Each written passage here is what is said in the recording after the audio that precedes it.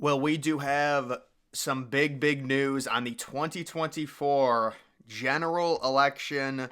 It's come out that Aaron Rodgers, the superstar veteran quarterback, could be a potential vice president pick for Robert F. Kennedy Jr. You also have the idea of Jesse Ventura being the running mate for RFK. This is all very curious to me. How would this really work with Aaron Rodgers still a member of the Green Bay Packers coming back from his injury that he suffered early in week one, really like the third or fourth play of the game there for the Jets after his long career with the Packers? Now, Aaron Rodgers is seen, I would say, as slightly more conservative based on his appearances on Joe Rogan. He recently had an appearance a few weeks ago. Not exactly sure how Rodgers would do this considering the election happening during smack dab in the middle of the NFL season, and whether or not you think a VP is important, they still have to make appearances, especially on election night with their running mate. So kind of a weird situation. I thought RFK Jr. in terms of a VP, I really hadn't wondered it recently, but I originally thought it would be Tulsi Gabbard. Now, I do think The Rock possibly could pick Tulsi in 2028. She's seen slightly more conservative at this point. She was a liberal. She ran in 2020 with the Democratic Party, her little tussle with Kamala where she embarrassed her during one of the debates, and now she feels completely outcast by that party, and the dynamic between her and The Rock, with The Rock maybe slightly more left, it could work perfectly, but I'm not exactly sure what RFK Jr. is doing, considering, again, Aaron Rodgers is going to be playing, you would think, and it would be mid-season for him. And then you also have Jesse Ventura, who I also think, at least in terms of where we are right now in America, would be seen certainly as more right-wing. I will say, we need Jesse Ventura back on Joe Rogan. We need Trump on Joe Rogan. We need Alex Jones on Joe Rogan. There's a lot of people that Joe Rogan needs to have on. Hopefully that'll be happening in the coming months before the 2024 election. Has Tucker Carlson been on Joe Rogan? I don't think so. Wow.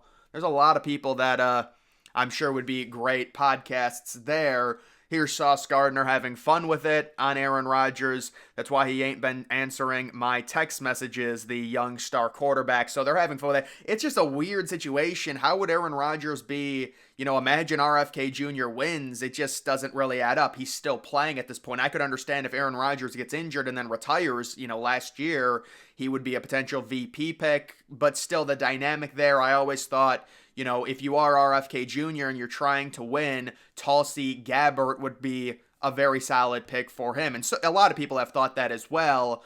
Just looking at this, you can see, looks like Democrats digging their feet in with Biden opinion. The state of Joe Biden is alive and kicking.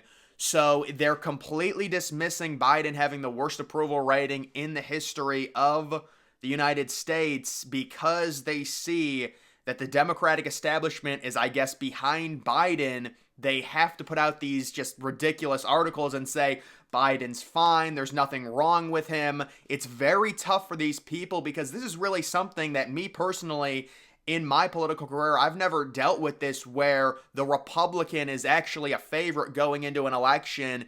Back in 2016, Trump was a heavy underdog. In 2020, he was a heavy underdog as well. Even as an incumbent, a lot of that was due to the pandemic.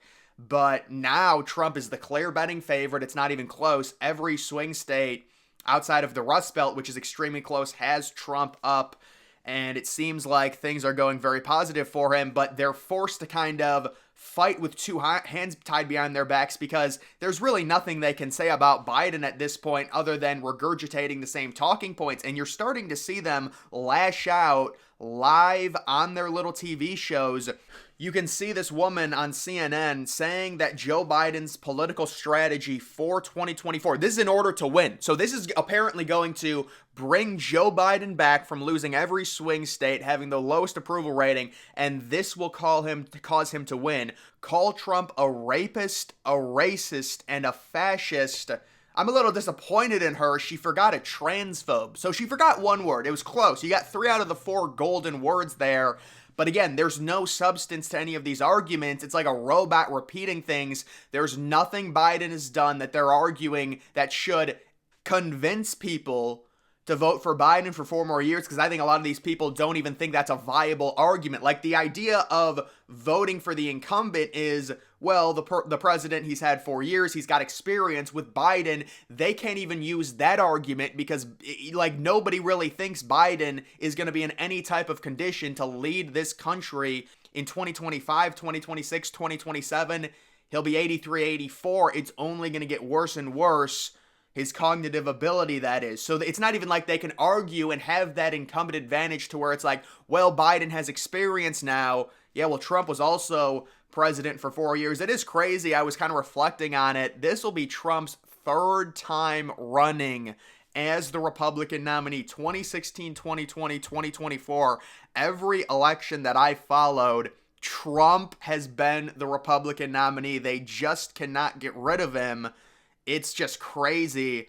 And now they're lashing out. They don't have an argument. So yes, call him a racist, call him a fascist. There's no actual political argument. It's just regurgitating the same stuff. And Americans, especially independent Americans, this is why Trump is up by 30 points amongst independents in some of these swing states. They're not buying this crap anymore. They're done with it.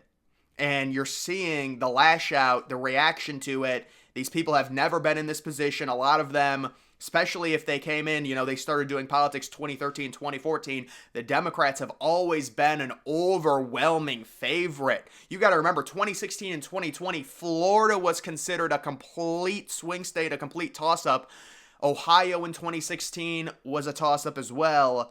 And the math has clearly shifted. And you could argue, well, Georgia is now a toss-up. It was Republican. I would agree with you there, but if you look at the polls in Georgia, it is clearly swinging back to a Republican state. And I think a lot of the 2020 vote was fear-mongering by the Democrats, and a lot of people that really aren't political in the inner cities voted. They're not going to vote for a corpse of Biden. That's why the fear-mongering against Trump has to come out, and the arguments just make no sense. Trump's a threat to democracy. What does that even mean?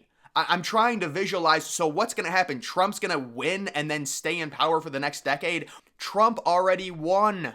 And he left office. And the thing is, how about the whole thing where it's like the righteous argument, we would never rig an election. How dare you accuse us of that? Meanwhile, these same people called Trump a fascist and basically the second coming of Hitler. And they believed it, by the way. It's not even like this is, me embellishing.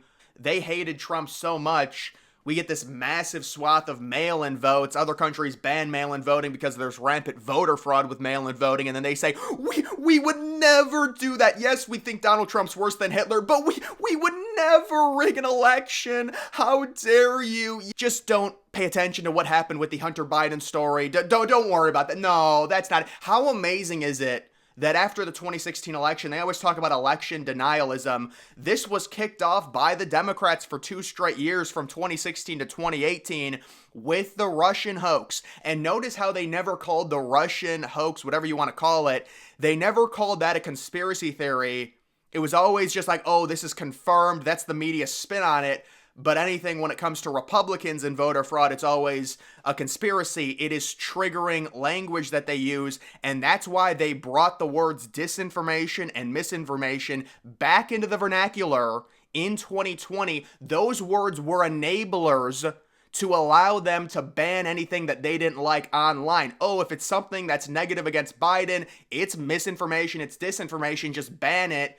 And that's when they had full control of Twitter, Facebook, everything, and that's why they're very triggered by Elon Musk. What Elon Musk did was so seismic. He might have changed the election with his purchase of X, and they want to cry and say, Elon Musk made a terrible investment. It doesn't matter. The investment, the buying of Twitter, it's all inconsequential. The real reason to buy Twitter was the power you gain from freeing speech on the internet. The price doesn't matter. So that's the real reason why Elon bought it. And you can argue that, yes, I will agree. There's some issues with what's happened with X and Elon allowing people to make money from it. It's gotten a lot of, you get like really bad replies.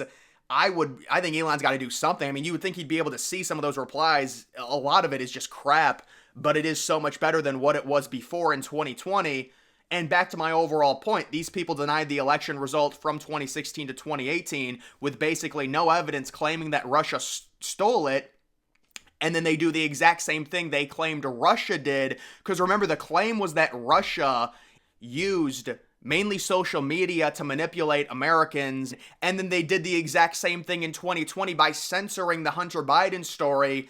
That was an amazing October surprise brought by the Republicans late in October with the corruption.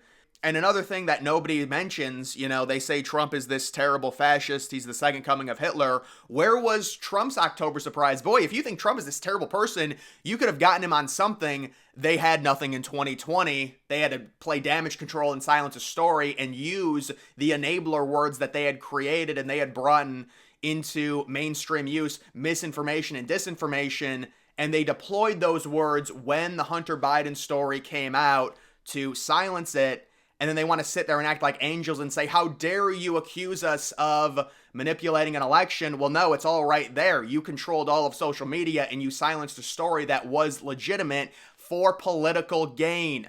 That right there is manipulation of an election, and you accused Russia of doing it for Trump from 2016 to 2018 and wasted a bunch of money investigating a complete nothing burger. So you see how they're twisting themselves into a pretzel and how the hypocrisy stems with these people. It really is sad. And now they're lashing out. They're looking at the polls. They're realizing it's not going to happen. Let's just call the entire country racist. That'll do it. That'll work.